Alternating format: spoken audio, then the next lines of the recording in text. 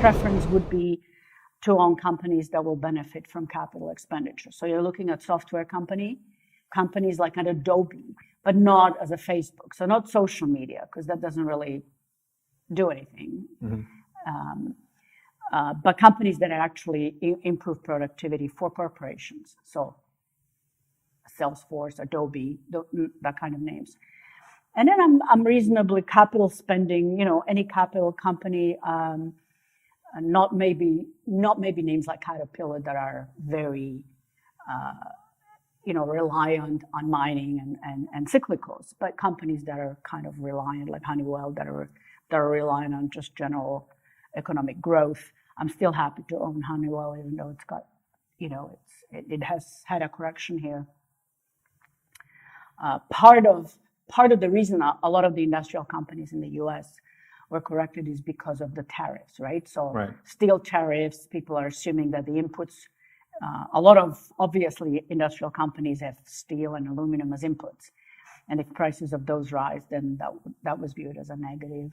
But I still like to be in that sector. I think being in industrial companies, you're going to see, on the margin, I think you will see new factories or additions to factories in the U.S.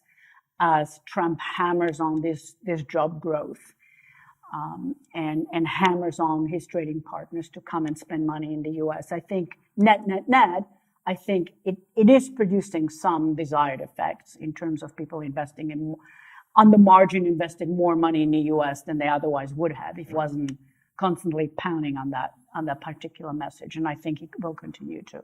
So it will have some desired effect. And of course, if you own industrial companies, they should benefit from it, right? Because as or as an example, you're looking at Amazon, the new campus that they're going to be building.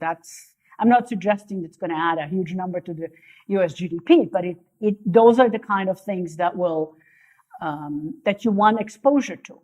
And so construction equipment and companies that have, that are exposed to actual infrastructure projects, those I think will continue to do well for at least the next perhaps 16, 18 months. That is one story that hasn't played out yet, especially because very few companies actually gave guidance about how much money they will repatriate, right? And that's why Cisco's would be my preferred name, because they actually talked about it, they addressed it.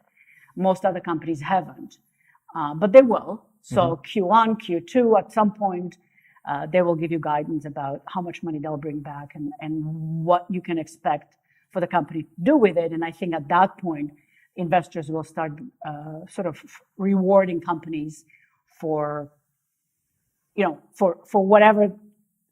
however they'll be spending the money.